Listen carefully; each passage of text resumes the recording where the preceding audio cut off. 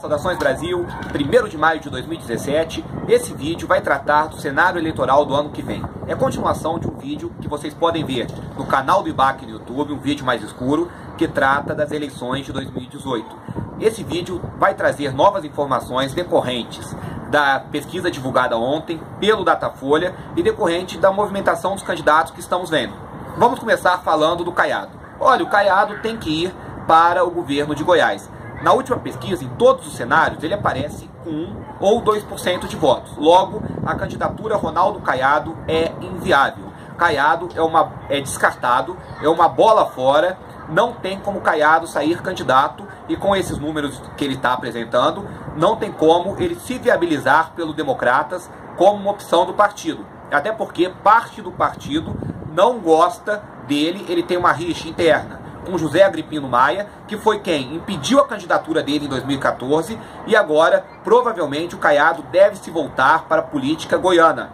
O Caiado não está sendo visto como uma opção viável para a direita. O Caiado, em 2014, teria sido um ótimo candidato a presidente. O Caiado, em 2014, ele tinha um grande apoio interno no Democratas. Só que aí ele comeu mosca, ele perdeu a indicação, tomou um golpe interno do José Agripino e a chance dele, a época dele, infelizmente, passou. Cai fora Ronaldo Caiado. Dos candidatos viáveis, vamos falar do campeão na preferência de votos até agora. Luiz Inácio Satanás da Silva, como diria o professor Olavo de Carvalho. Lula está em franca campanha, viajando o país, fazendo discursos, ao mesmo tempo que responde na justiça pelos processos, por sua corrupção, mas mesmo assim isso não está abalando os números de Lula. Lula ainda tem muita força, principalmente entre as pessoas mais humildes e no Nordeste. Sendo que no Nordeste, em alguns lugares, ele chega entre o segmento de classes D, E e F a 50% de intenções de votos. E quando a gente vai falar do Nordeste, sempre tem aqueles imbecis, aqueles idiotas, até com certo racismo, por assim dizer, que chegam e falam mal do nordestino, como se o nordestino não prestasse, o nordestino fosse isso, aquilo outro. Sendo que quem fala isso é gente do Sul e do Sudeste, e não olha o próprio rabo. Pois Lula, politicamente, é cria do ABC paulista, é cria da classe média paulista, é cria dos intelectuais da USP. Então, se hoje nós temos Lula como político, é por causa de uma elite intelectual paulista e não do Nordeste. No Nordeste, o Lula só nasceu, mas ele se fez politicamente em São Paulo. Não se esqueçam disso. A mesma São Paulo que deu tantos mandatos consecutivos para Paulo Maluf. E hoje, a gente tem um populismo de esquerda no Brasil graças ao Rio Grande do Sul, que nos deu como legado Brizola, Getúlio e João Goulart. Então, eu acho que a gente chegar, sentar no próprio rabo e falar mal de nordestino é no mínimo uma ignorância. A política brasileira, ela é ruim como um todo, sem distinção de estados ou regiões.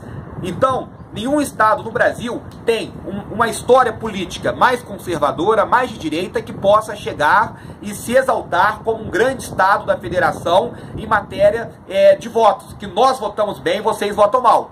São Paulo, que vota no PSDB há 25 anos, colocou lá no Senado o canalha do Aloysio Nunes, ex-motorista do Marighella, que agora aprovou a lei da migração, que é uma desgraça que está destruindo nossas fronteiras. Então, vamos parar desse negócio de falar mal de nordestino. Continuando, o Lula deu uma entrevista ontem no Kennedy Alencar, no SBT, após o programa do Silvio Santos, que foi uma matéria paga. O Kennedy Alencar é um petista de longa data, já foi assessor de imprensa do PT, e se hoje está no SBT, isso se deve ao acordo do PT com o Silvio Santos, que no momento que os governos petistas salvaram o Banco Pan-Americano da falência, salvaram o Grupo Silvio Santos da bancarrota, o Grupo Silvio Santos deve favores para o PT.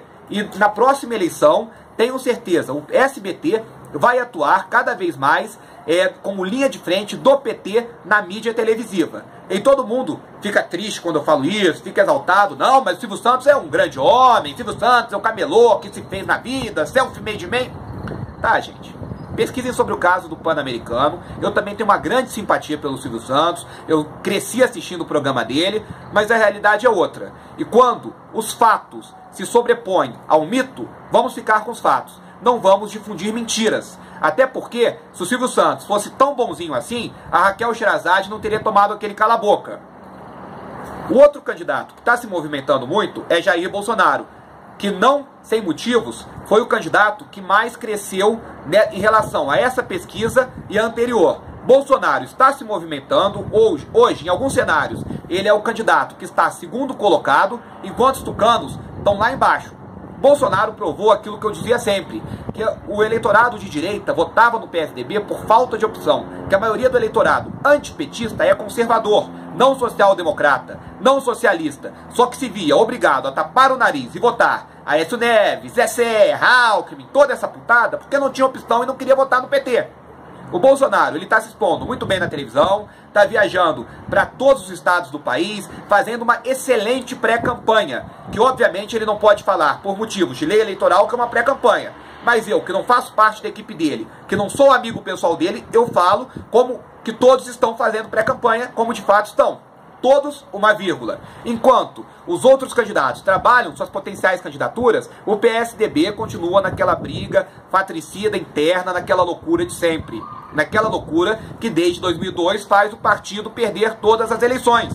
2002, Zé Serra foi sozinho. Parte do PSDB apoiou o Lula, enquanto outra parte apoiou só as chapas estaduais e não ligou na questão federal, por causa da briga de Serra com Tasso Gereissati para ver quem seria o candidato a presidente naquela eleição. 2006, Geraldo Alckmin sai candidato a presidente. Aqui em Minas Gerais, Aécio Neves faz a chapa Lulécio.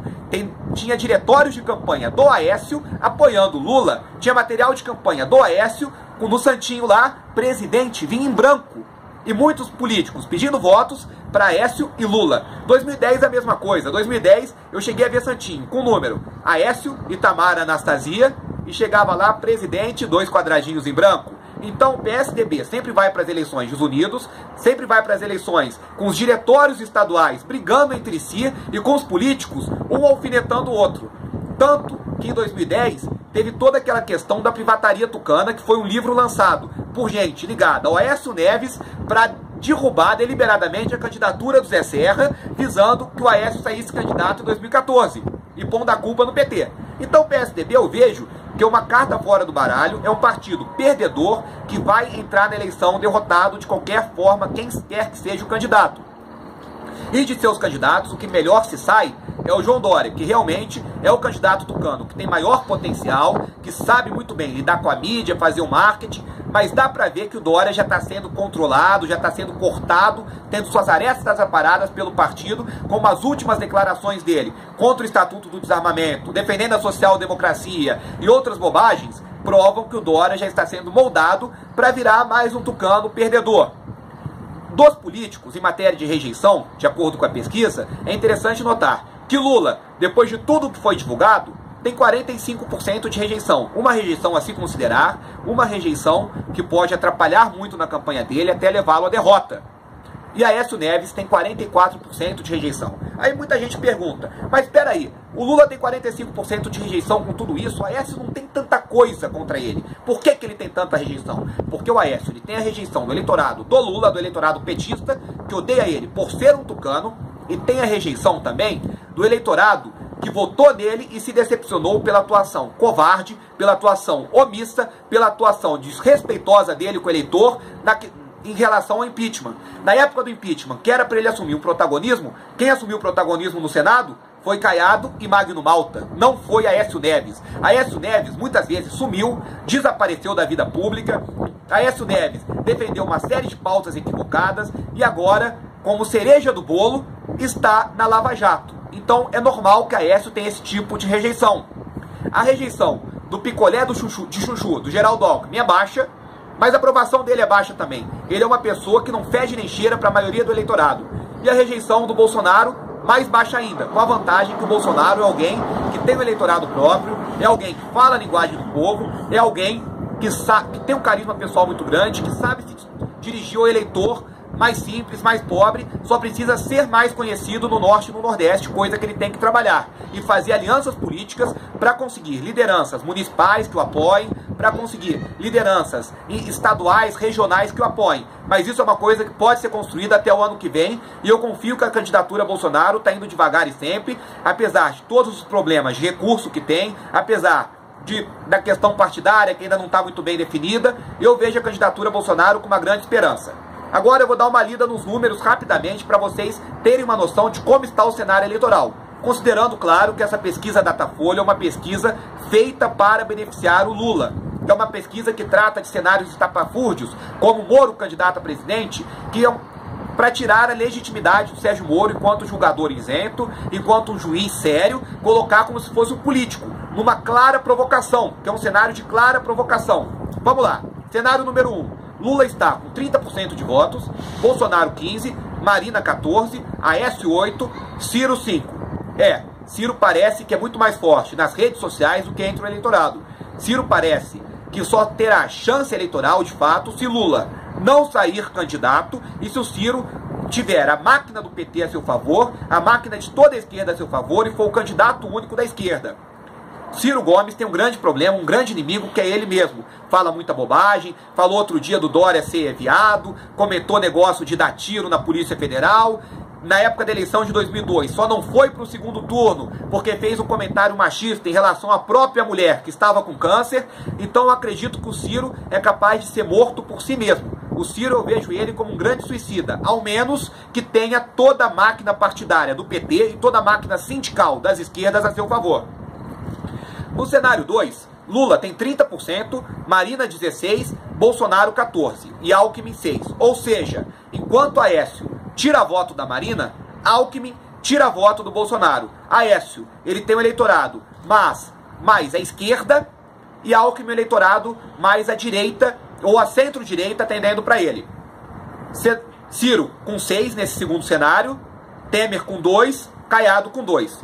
Terceiro cenário, Lula com 31%, Marina 16%, Bolsonaro com 13%, Dória com 9%. Dória, dos tucanos, é o melhor colocado. Olha aqui, Aécio tem 8%, Alckmin 6%, Dória 9%. Dória talvez tenha um potencial crescimento, infelizmente chegue até a empatar tecnicamente com o Bolsonaro. Se Bolsonaro não se cuidar, é claro. Sem Lula e com Dória. Marina tem 25%, Bolsonaro 14%, Ciro 12% e Dória 11%. Sem o Lula, os votos do Lula aos poucos vão se transferindo para o Ciro, mas a maioria fica com a Marina. A Marina ela tem um perfil que se identifica muito com a esquerda petista e ela ainda é vista pelos seus ex-correligionários como uma boa opção. Sem o Lula, com o Alckmin, a Marina tem 25%, Bolsonaro 16%, Ciro Gomes 11% e Alckmin 8%. E o segundo turno, o cenário eleitoral é o seguinte: Lula 43%, Aécio 27%. Já no caso, Lula contra Alckmin, Lula 43%, Picolete Chuchu 29%, ou seja, Alckmin também aqui se sai melhor que Aécio, e como na questão da rejeição, apesar que na eleição cru no primeiro turno, o Alckmin se sai pior. Marina 41%, Lula 38%, Marina e Sérgio Moro são os únicos que vencem Lula no segundo turno. Sérgio Moro 42%, Lula 40%. Obviamente Sérgio Moro não será candidato a nada, isso é uma picaretagem, isso é uma piada, como já foi falado aqui. Agora, esse 38-41 da Marina e do Lula dá quase um empate técnico, e é uma coisa que eu imagino que teria assim, uma grande abstenção, porque são dois candidatos de esquerda que representam apenas uma fatia pequena do eleitorado. Já Lula contra Bolsonaro dá 43-31, Lula contra Dória 43-32. Praticamente os mesmos números, o que prova que o eleitorado de Dória e de Bolsonaro tende a ser o mesmo. É isso, minha gente.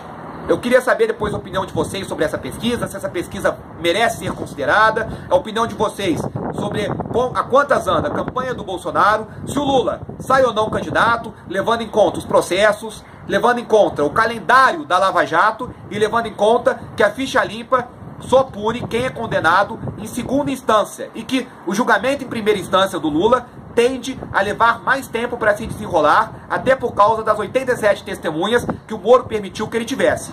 Grande abraço, até a próxima.